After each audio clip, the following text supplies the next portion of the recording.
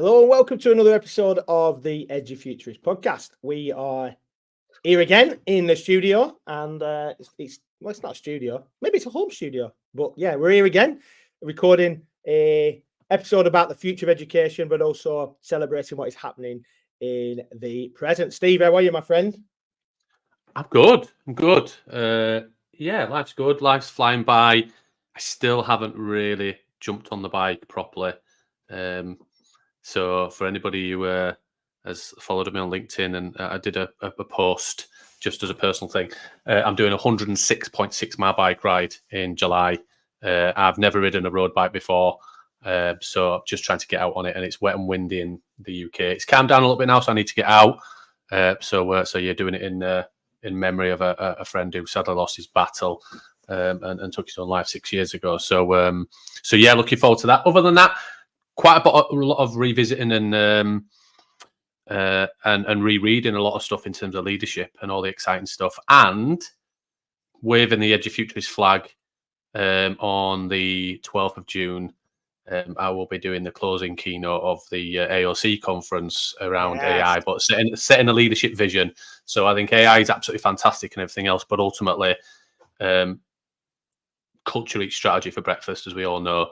And ultimately, if your culture isn't right and the culture isn't ready to receive the information and the strategy that you're writing, it's pointless. So I'll be talking about that for the closing element. But yeah, how's everything in your world, Ben?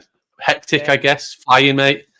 Yeah, no, good. Things are good. Things are good. As I've said a few times, talk about life being full as opposed to being busy. I've just tried to change that terminology. Language means everything. So I am living a best life, right? So cannot complain. Get to do wonderful things. Getting to do online workshops, trialing new things, speaking all around the world, which is just incredible. So and yeah, just on that. Obviously, when this goes out, the cat, all that, blah, blah, blah, we mention every single episode and I make a joke out of it. But if Ben's putting loads of stuff out there in terms of some workshops and some kind of idea space stuff.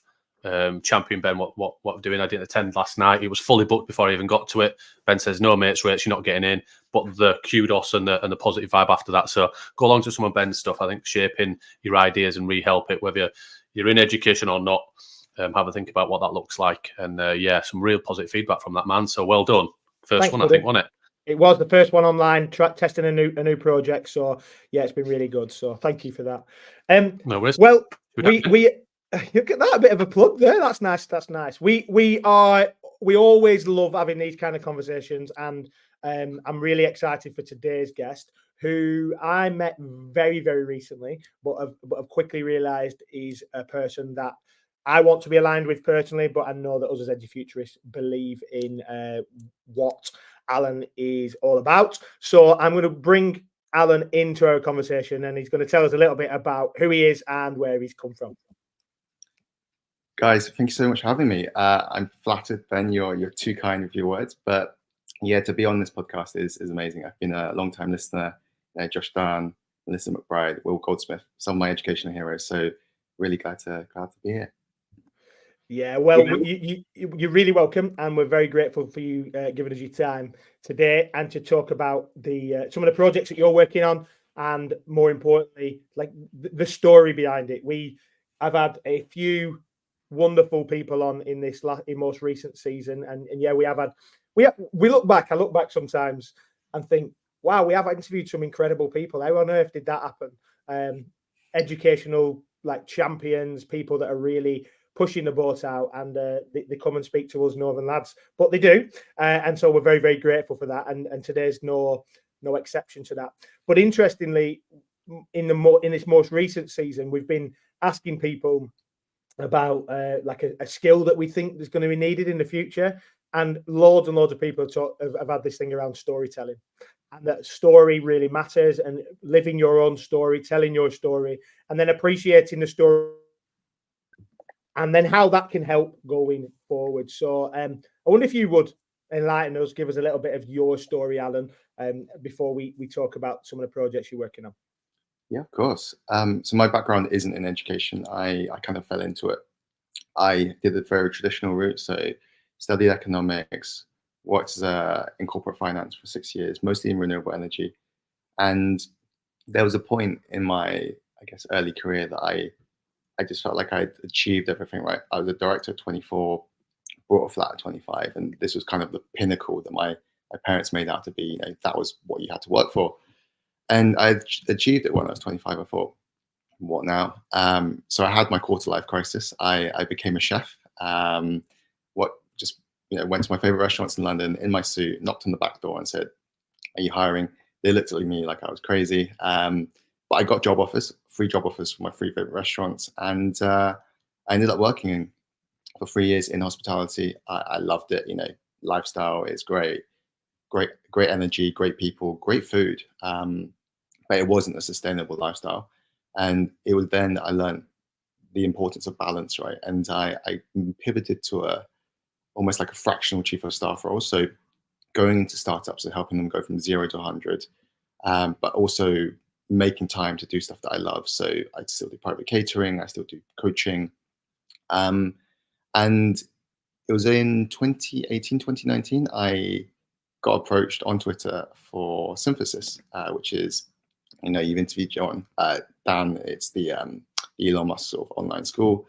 And I really love that concept of experience-based learning, right? It's this idea of using games to teach kids life skills was just so out there, but it just made so much sense.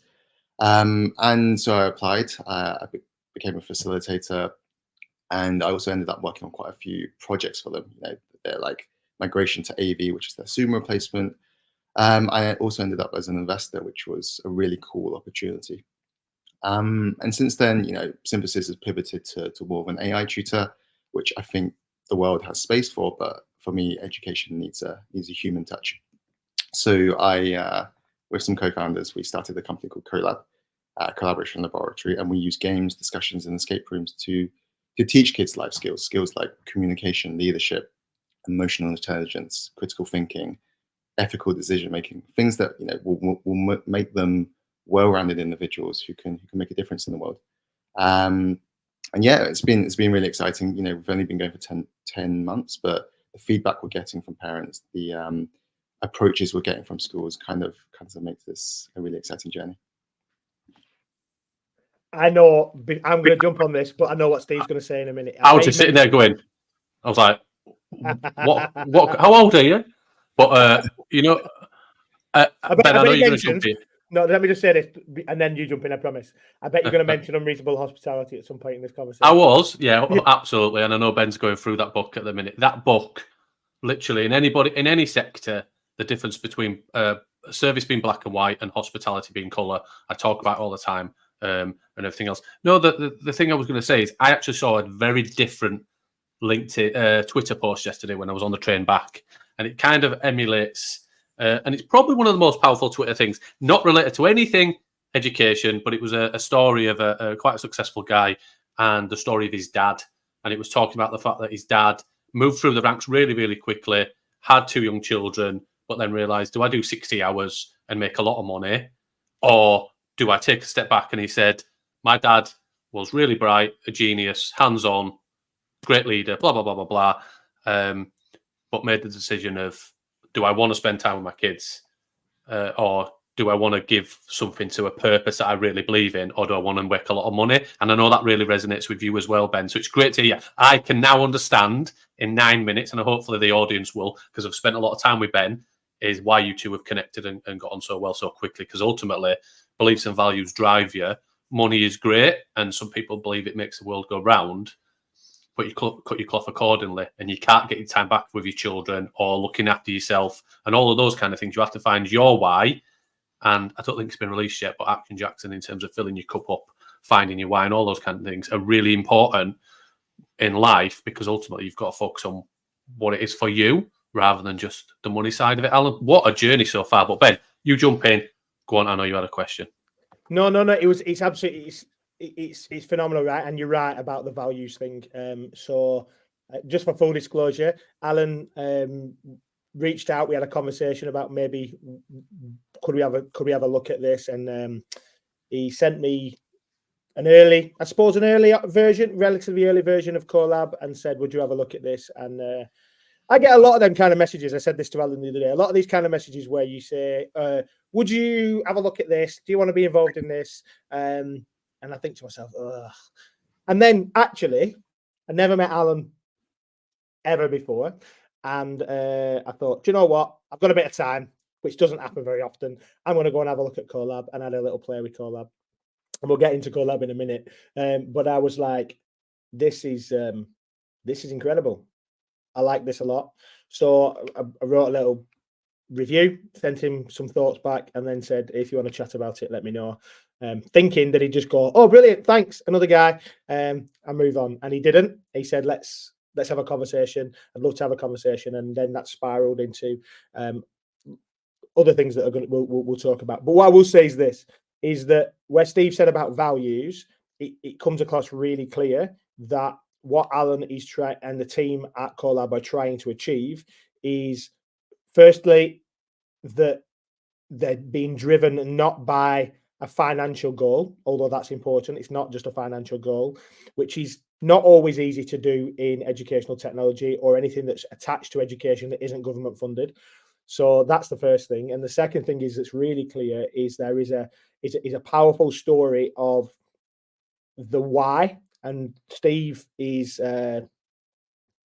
probably the person other than Simon Sinek that uses that phrase, start with why the most. And that's what I've seen. And listening to your story there, Alan, as you've talked about that kind of how you've got to where you are, like, I'm intrigued. Before we get into Collab, before we talk about the values and what you're doing there, how that actually works, I'm intrigued that you go from, and I'm intrigued probably because I am the person that's gone from being an RE teacher to being a digital trainer. Like, how do these, I say regularly, I used to teach make believe, now I teach ones and zeros. How does that work? But you have gone full, I'm going this way, now I'm going this way, now I'm going this way. And kind of that pivoting, was it all driven by the fact that you thought there must be more to life than this, or that there is I want to do something beyond the finances, or how did that land? So I'll be honest, the first part was almost a deal between me and my dad. My dad said, I've always wanted to be a chef. I love cooking. My parents own a fish and chip shop, and it's been something I've always wanted to do. And my parents said, no, there's no way we're putting you through university to just go and become a chef. I think people underestimate what skills are required to be a chef, but the perception is it's low skill, low pay, and which is not the case. And so I agreed with my dad that if I can get to a place where I'm financially comfortable, I could do whatever I wanted. And he said, okay, shook on it. And so that's how I kind of pivoted from working in corporate finance to being a chef. I was making a lot of money in corporate finance. I was doing, easy hours. My life was easy. But I felt really hollow. I felt like I wasn't achieving anything. And, you don't want your life to just fly by, right? So I just thought, I've got nothing to lose. I could always go back. I have a backup plan. I have the CV and the career experience to do that. And I don't have kids right now. I don't have any responsibilities, right? I could do this, but in 10 years, I won't have that opportunity. And so I just went for it. I had this mindset of what's the worst that could happen. And this was a year that I pretty much said yes to everything that came my way. I wouldn't recommend it. You run out of time, but I did the London Marathon. I cycled around Iceland. I skydived for charity. Like, I did all the stuff that my brain was telling me not to do.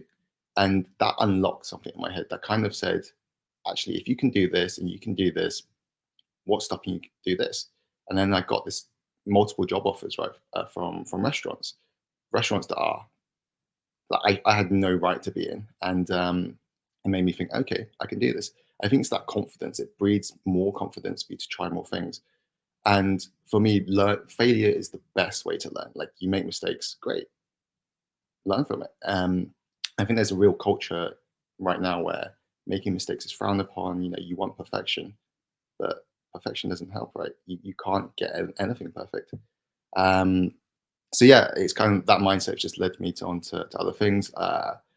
I've maintained relationships with people, and they've kind of just given me opportunities. And then when you dive into those opportunities and you prove that you're good, opens more doors, and just kept going. Yeah, I think often we talk about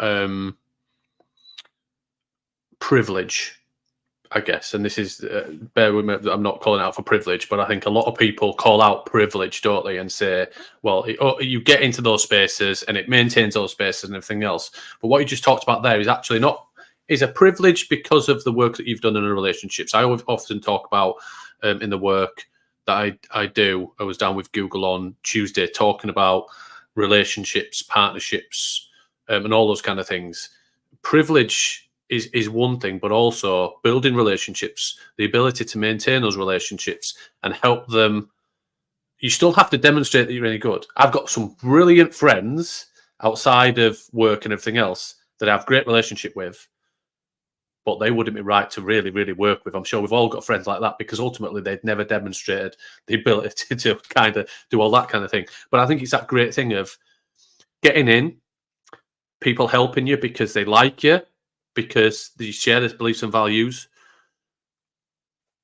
taking it on and saying yes. Another great book and another great movie. Yes, man.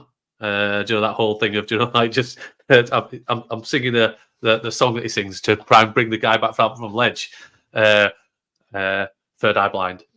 But then all of that kind of step, and I think I love that attitude. I love that can-do attitude. I think so many people, and I have been caught up in this of, everything's going against you, times are difficult, you're busy, you're spinning too many plates. But ultimately, when you shift to that open mindset of embracing failure, embracing change, adopting it and taking it on, saying, I'm going to give it my best shot and let's see where it takes you. I don't know whether there's any science or research that says it makes a difference to actually, making an impact. But I've seen it that it does. And that's a great testament to what you've just said. I think embracing it and also that collaboration piece. I can't remember what book it was from, and it was kind of that whole thing of, if you want to go fast, you go on your own. If you want to go far, you go together. And I think that statement rings true. The whole element of collaboration, collective genius, and that hive mindset of, listening to other people's views and helping them guide you and support you to where you are. And that what you said in terms of your journey is you've learned from exceptional people. You've taken it and applied it to the context of what you're wanting to achieve and kind of finding your why. So that it's great to hear, really. It's great to hear. So why now? I guess in terms of the step, you've gone through all that process. You've talked about your why, and you've talked about where you want to take it and your moral standing. Why the collaboration laboratory, and why do you see it as a purpose for it and a place for it right now and as a need? You kind of touched upon this, Steve. So you were saying that you have friends who are really smart, really great at their jobs, but you wouldn't work with them or you wouldn't recommend them to work with other people.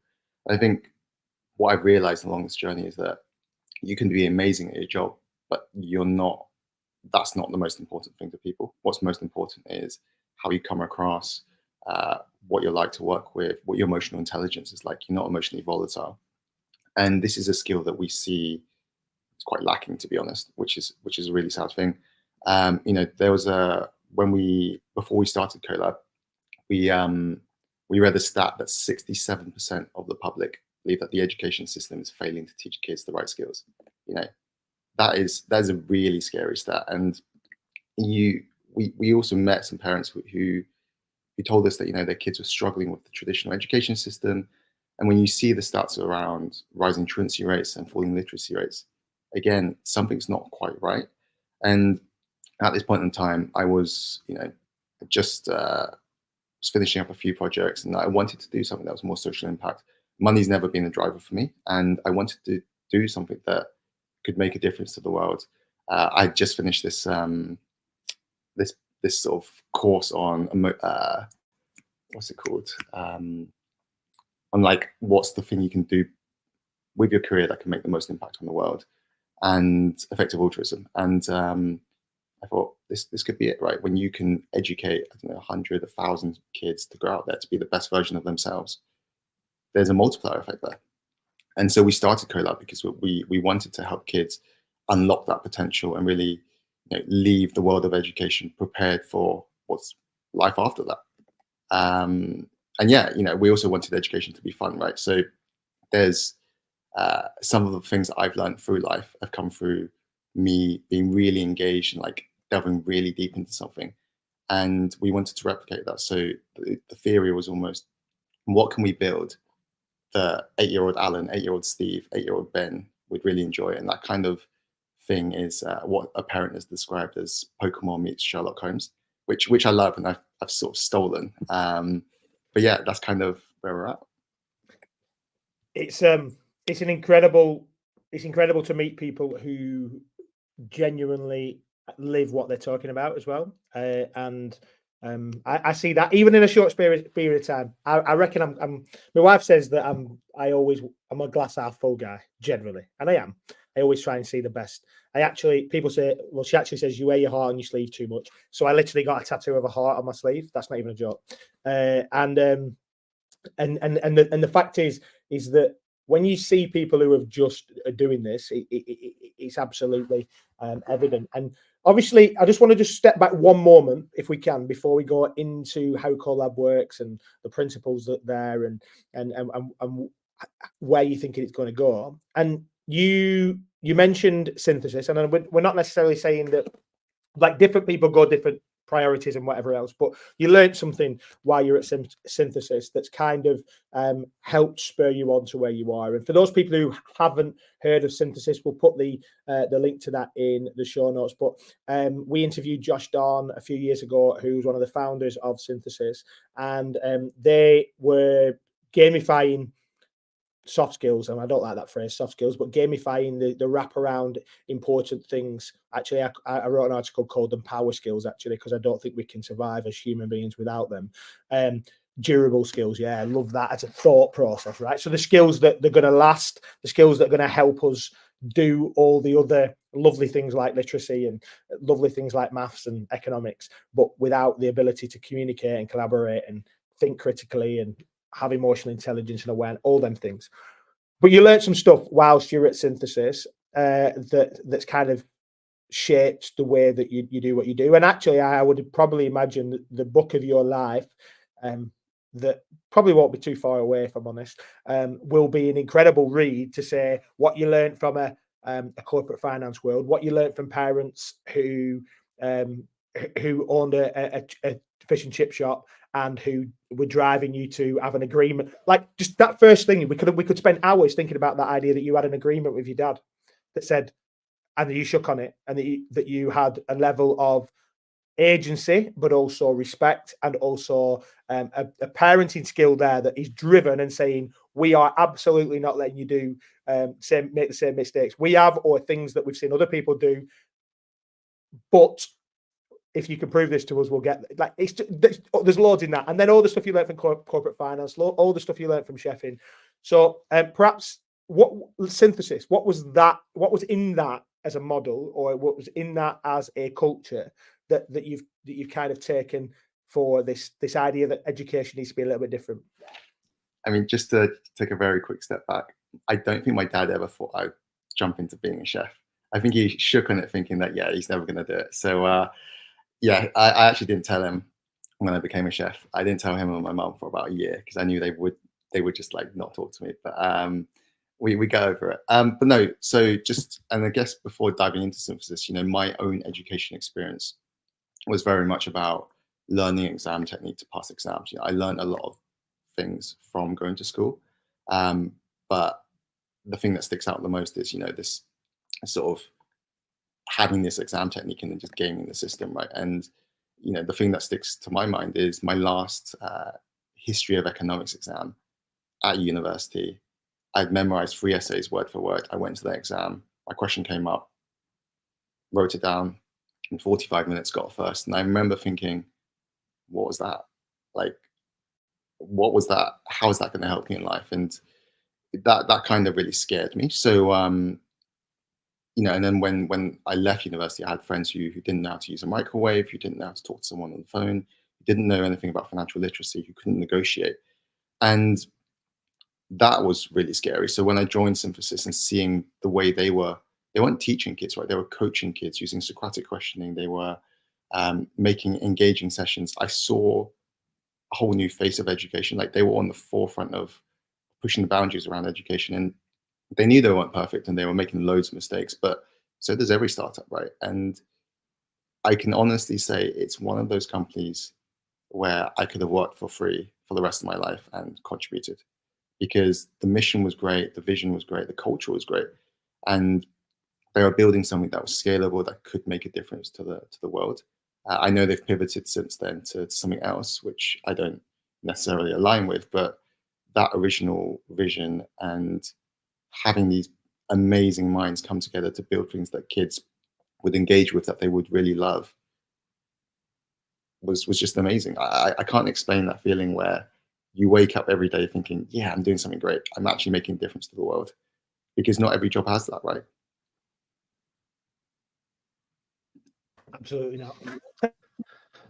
I think it's that bigger purpose, isn't it? I think you've come from an industry originally where the ability to make a lot of money and all of those kind of things is absolutely fantastic. But they do the whole thing of, you want to make money, you go into business, you want to make a difference, you go into education. And whether you're in education, whether you're still an educator, or whether you're creating startups or organizations that change the process of learning and the focus of learning.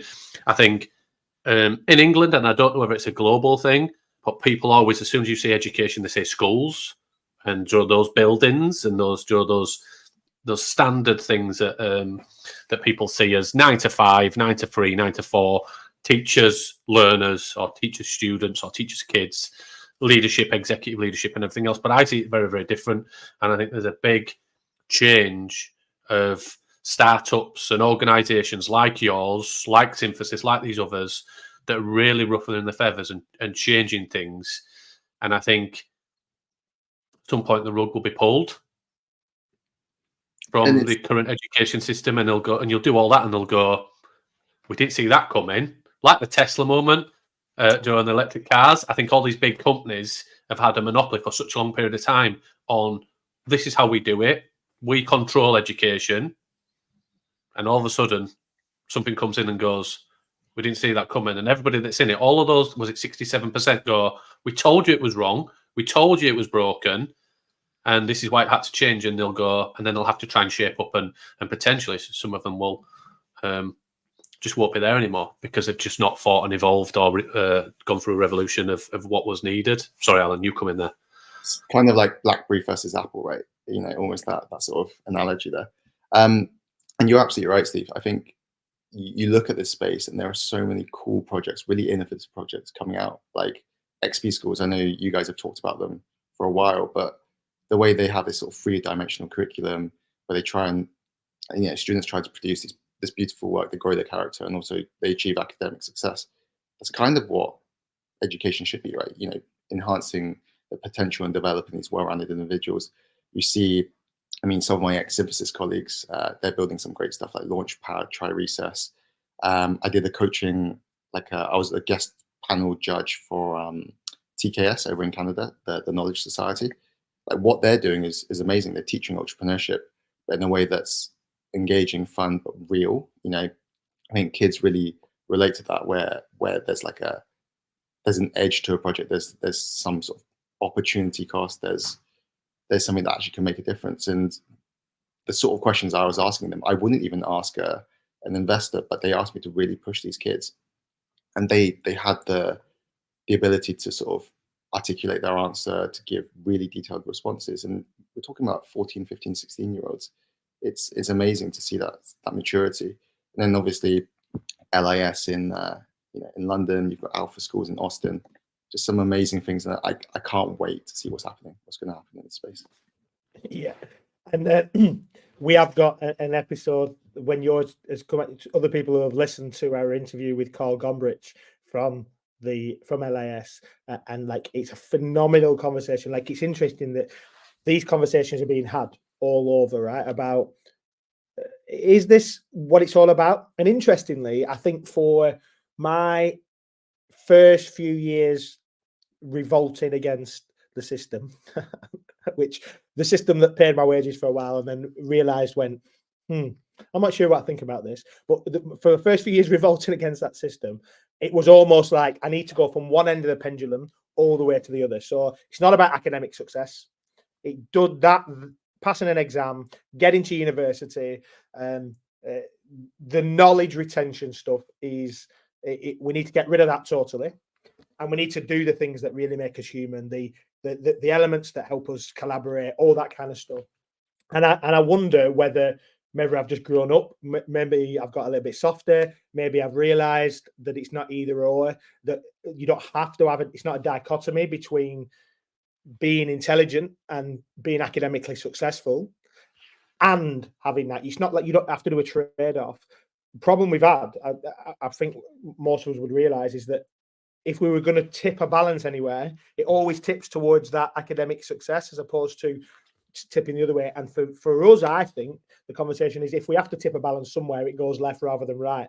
It goes into that space of it doesn't really matter what you're learning. The principles of reflection, the principles of how you learn, that metacognition stuff matter, but it's not either or. Now, one of the things that we've talked about on the podcast for many years, and I talked about this. I actually put a post about this on, I think it was about Collab actually, where I tagged a few of my ex-students who are now doing significantly well all around the world in certain businesses and certain job roles. Because I used to talk about hashtag more than results, and in fact, I used to use the word hashtag as I was presenting it. It was before hashtags actually became super cool, and now I don't even know if I think they're important anymore. But I used to talk about that as head of sixth form. That it is about results, but it's more than results. It's about the stuff that's additional. It's not, in fact, actually, interestingly, even in the British education system, they use this phrase "value added." But the irony is that value added is not about the additional things that you do on top of your schooling. It's like, how much value have we added to your social stock, your academic stock? It's not really the broader elements that go with it. And what you're trying to do at Collab is to help people move in that, or show young people that it is about results. It's not about that stuff, but it's about the additional things that go into it. So I wonder if you could kind of give us a bit of an insight. I know you've intimated there about it's a cross between Pokemon and Sherlock Holmes.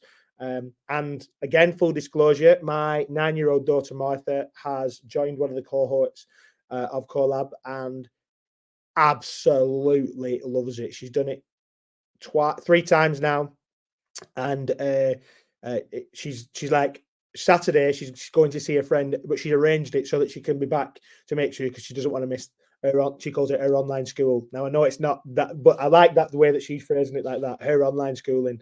And she's made friends there that she would have never met before. But yeah, she comes off it and she said, "Huh, that hour and a half has gone fast, Dad," or like, "Where's that gone?" So just give us a little bit of an insight. What is Collab? How does it work?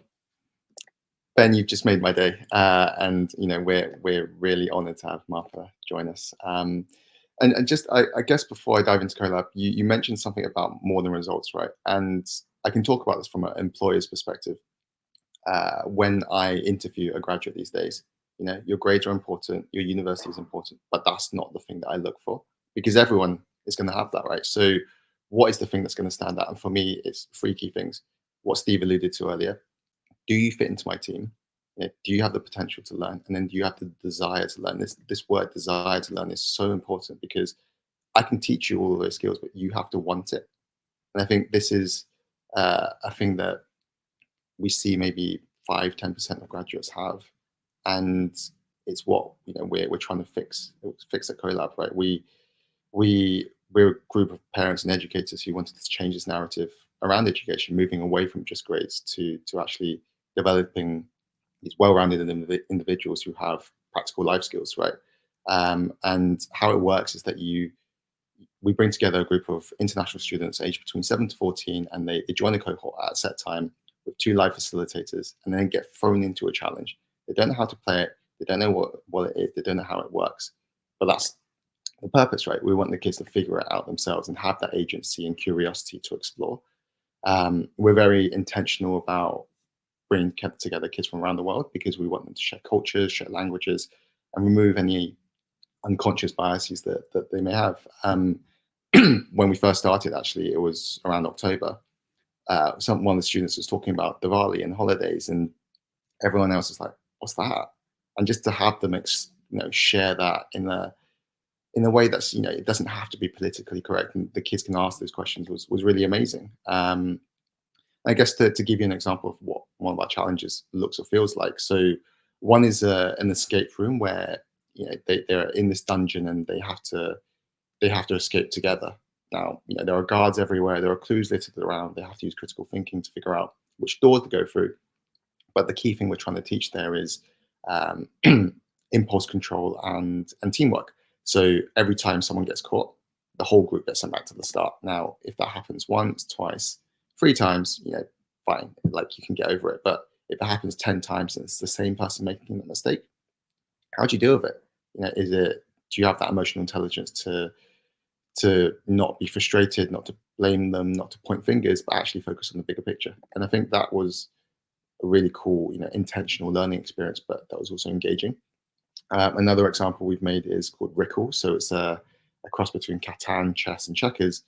Really, like focused on the analytical skills, but also having to explain the mechanics to your teammates once you figured it out. That's not an easy thing to do, and that's what for me, that's what makes a management consultant really, like a really great career, because they can articulate really complex ideas and theories in layman terms. And I think that's what people pay for, right? So I'm trying to teach kids these skills. And we do that through Socratic questioning. We let the kids explore and figure things out. We let them fail, but failing in a safe environment where you're not judged, you're not being scored on. And I think the ultimate takeaway the thing that I think makes us so special is that we're not there to teach, right? We're there to coach. The destination isn't that important. It's all about the journey along that way and what the kids experience and pick up.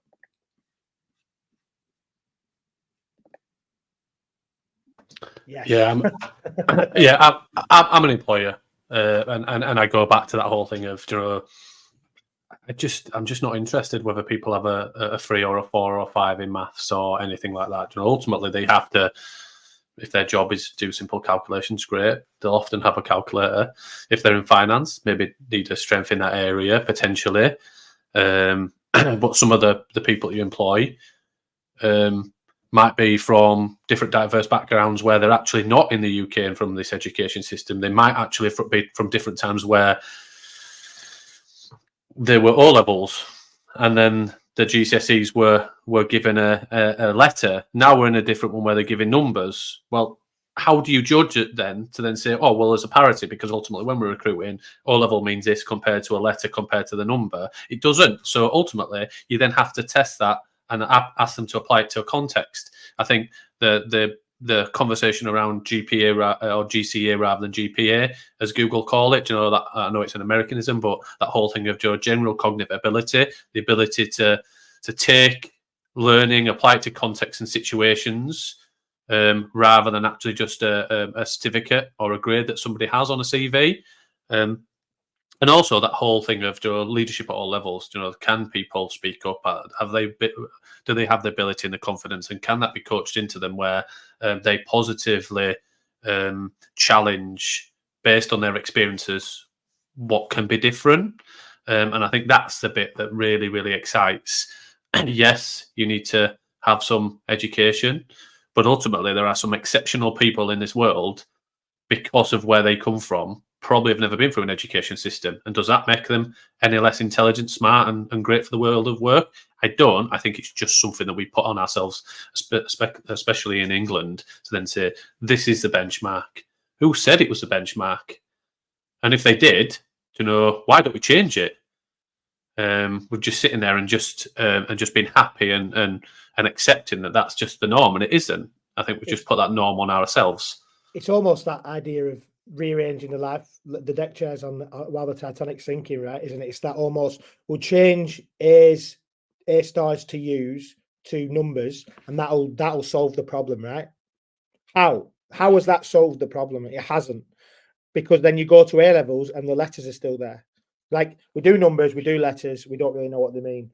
We do O levels, GCSEs, non-GCSEs, I know you mentioned Will Goldsmith earlier about the B-Dales and the equivalents and how they're different. Then you go somewhere else and there's like a interdisciplinary stuff, then some project-based work. Like, unless you get those people in front of you, and I know you've got to do some filtering, and this is the part of it, I think. And interestingly, that I imagine that the reason why we keep numbers the way we do, and I actually imagine that the numbers are there as a number rather than having to do the letter as equivalent of a number, so that when they're doing a calculation and being able to do a grade average and being able to work out how many 7s you got versus how many 5s you got, and then you can work. I bet it's easy for the mathematicians at the DFE to do it that way, because there's no way, you don't have to do any conversions. Now, I know I'm being silly, but my point about it is that rearranging those deck chairs while things are changing dramatically in the world is almost, we think it's funny, or we think it is laughable. It is laughable. Like, I laugh at it and I think, like, the band keep playing. As long as the band keep playing while the ship's going down, as long as we can move some bits around, but we haven't got enough lifeboats, right? We haven't got enough lifeboats. We've got to think of a plan. I read something today. I didn't know this. I read something today that said the journey from Southampton to New York should have taken 6 days, and the Titanic sunk after 4 on day 4. It sunk on day 4. Now, I don't know if that's true. I haven't fact checked that, so that might be nonsense.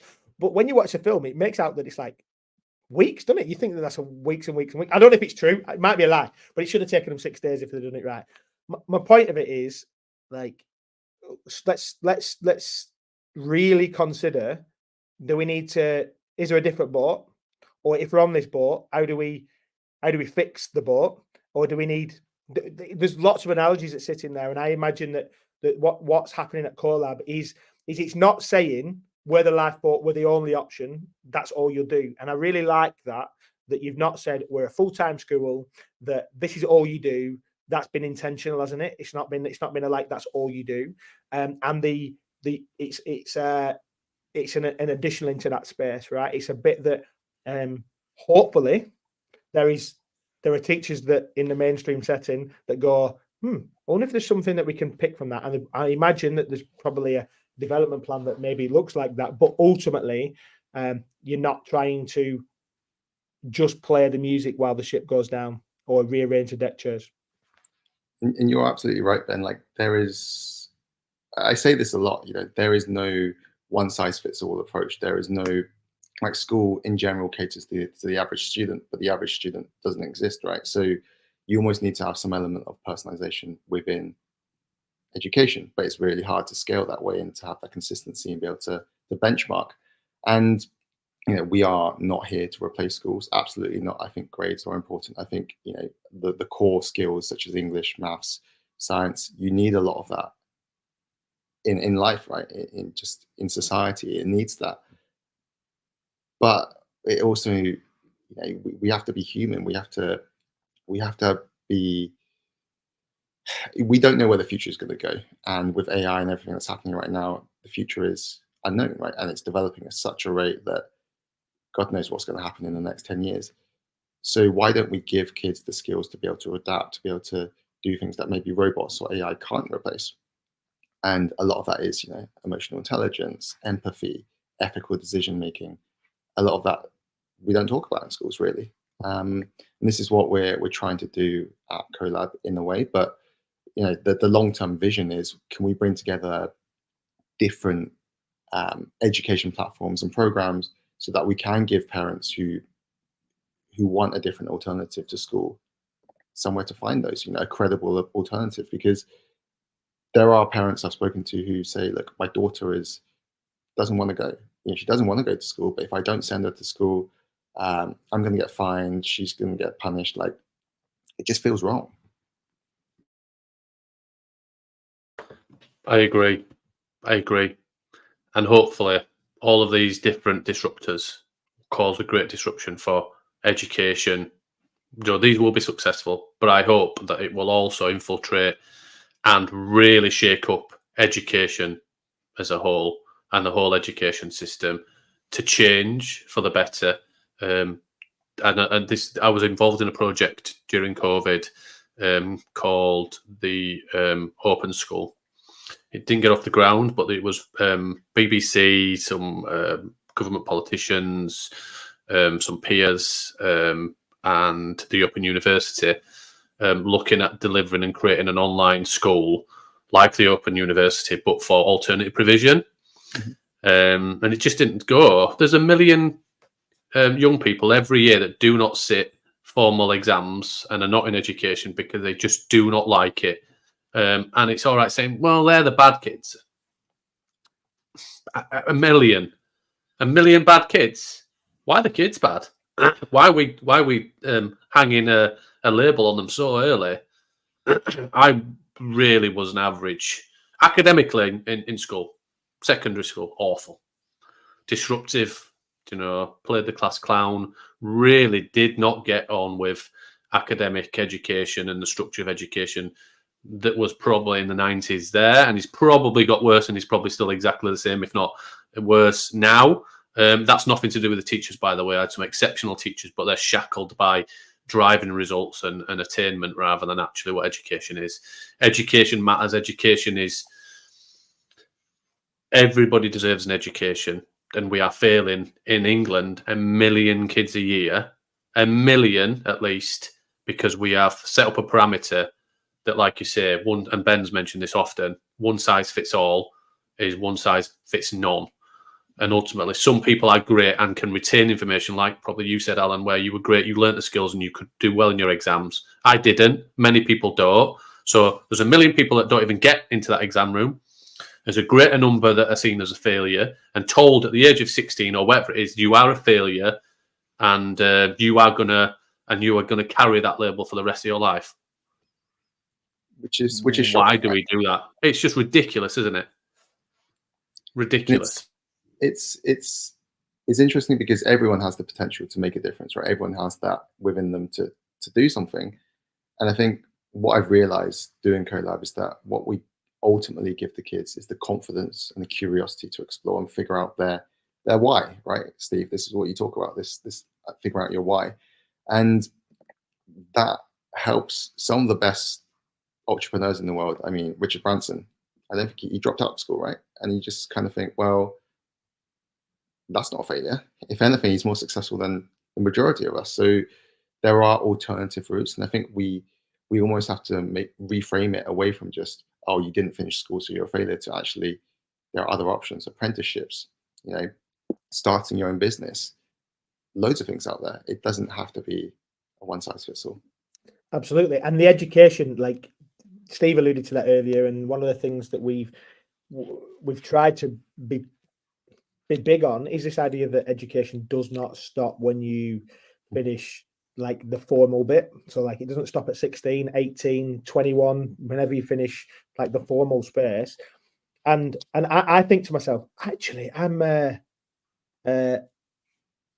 feel like I'm learning more now at nearly 40 years old than I ever have. I read books for like they're going out of fashion. I listen to podcasts. I've got articles. I'm reading, watching YouTube videos. I'm inquisitive about all sorts. My kid's like, Dad, why are you listening to a podcast about ancient civilizations? Dad, why are you listening to a thing about AI? Why are you reading about X, Y, and Z? Dad, you don't work in hospitality. Why are you reading a book called Unreasonable Hospitality? Like sometimes they look at me and they think, you're just nuts. Why am I still interested in philosophy? Why do I still care about deep things like mental health and well-being? Like, because I think something happened in me, and I wonder whether this is the crux of it. And I think I'm not saying anything that anybody hasn't said before. I think maybe the crux of it is about this mentality of, or positioning, like a disposition of curiosity.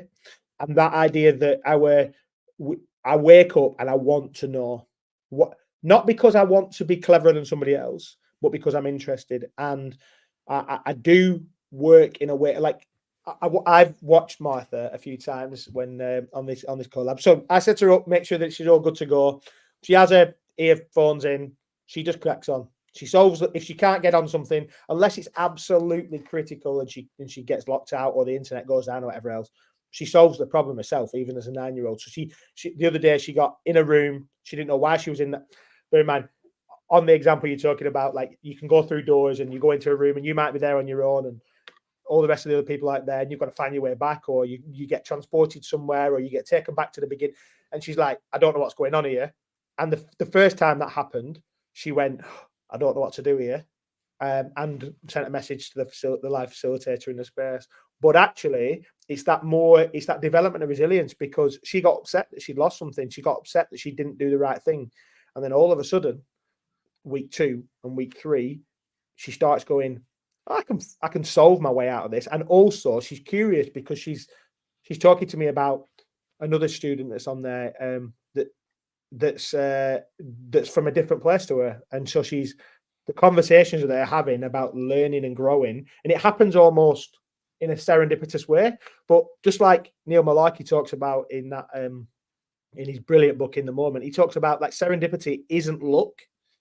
It's about like how opportunity and how circumstances and how the right people in the right, it might feel like luck, but you've worked really, really hard to create your own luck, or to be in a space where the spark can happen.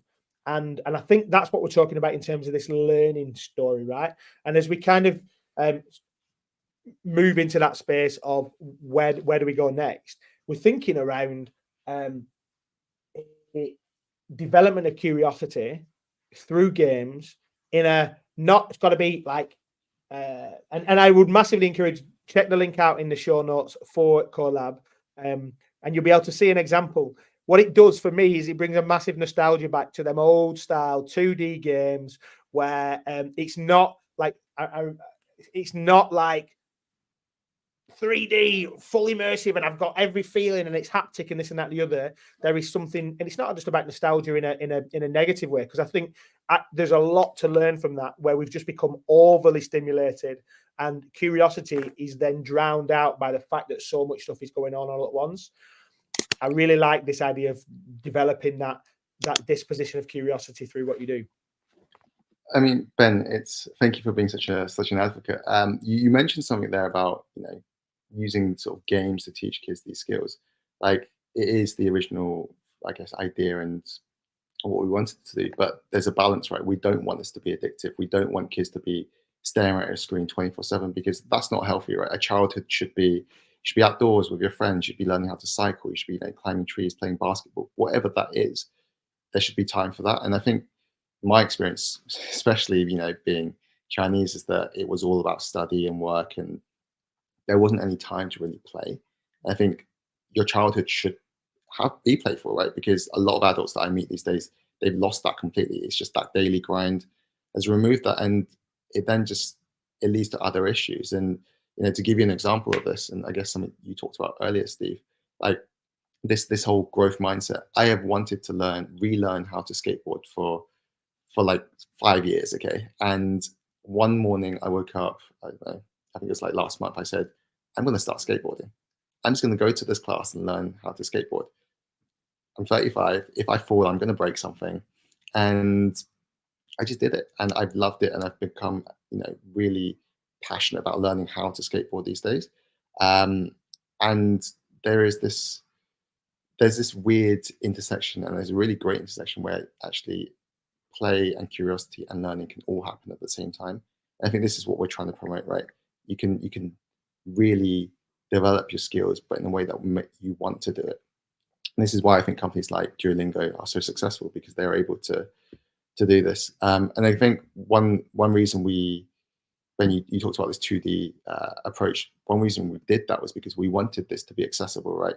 If we make it on Blender, on these like Unreal sort of programs, a lot of kids in the world who don't have access to good internet, to good laptops, they can't access the system.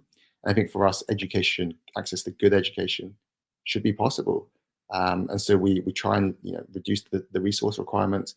We try to make it accessible. We give scholarships out to kids, because everyone should have access to this, right? Education is something that can break the barriers. Yeah, definitely.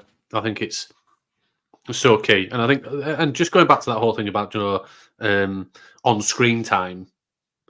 Well, we're telling children they get in at 7:45, They have a bit of a playtime and everything else. We tell them when they can have breaks. We tell them when we can go to the toilet. We keep them in a building, generally, apart from a bit of a break time, for long periods of time throughout the day.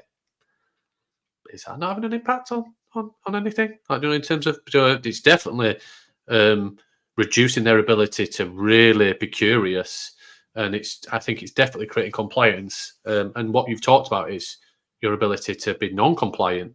In terms of, as I see that as a positive, non-compliant is not just being disruptive and ignoring.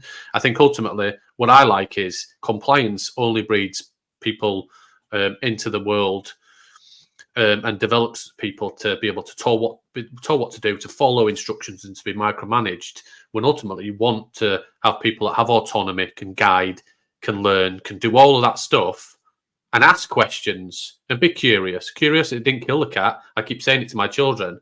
I was like, something else killed the cat. Ask questions, be curious, be impatient, all of these kind of things, but do it with empathy. Be nice, be kind. Don't be rude.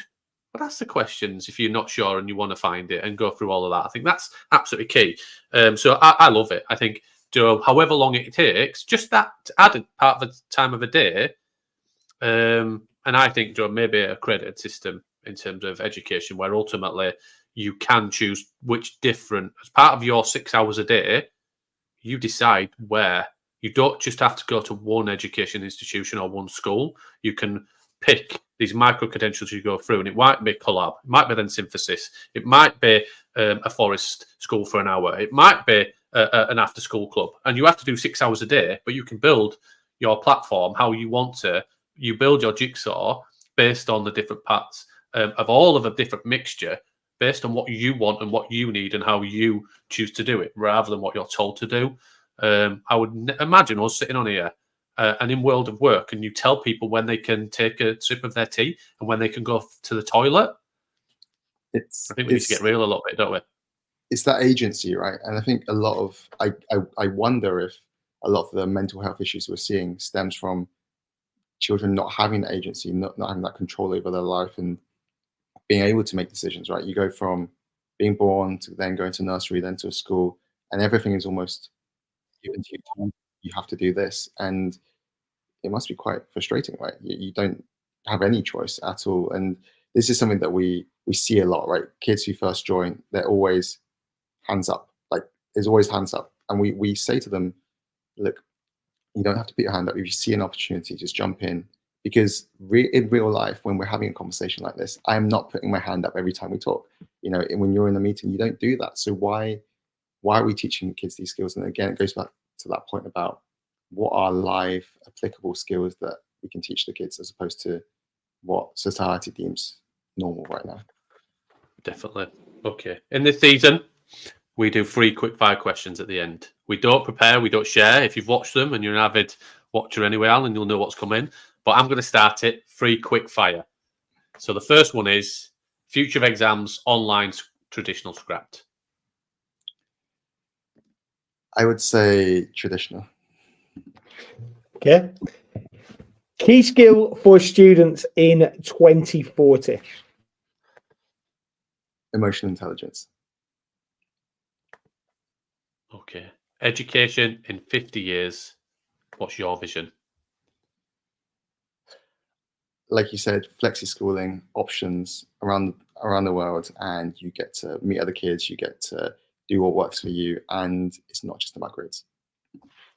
Love it. Love it. Loads packed into this. This is one of those episodes where there is snippets, when you can just create little snippets and go, that is an absolute piece of gold. So a huge thank you, Alan, for joining us, and thank you for being somebody who is pushing the boundaries, doing things a little bit different, and the work that you're doing is worthwhile. So we'll link to all this in the show notes. A huge thank you that we for joining us on the Edufuturists podcast today. Thank you both for having me. It's been a pleasure. Thank you.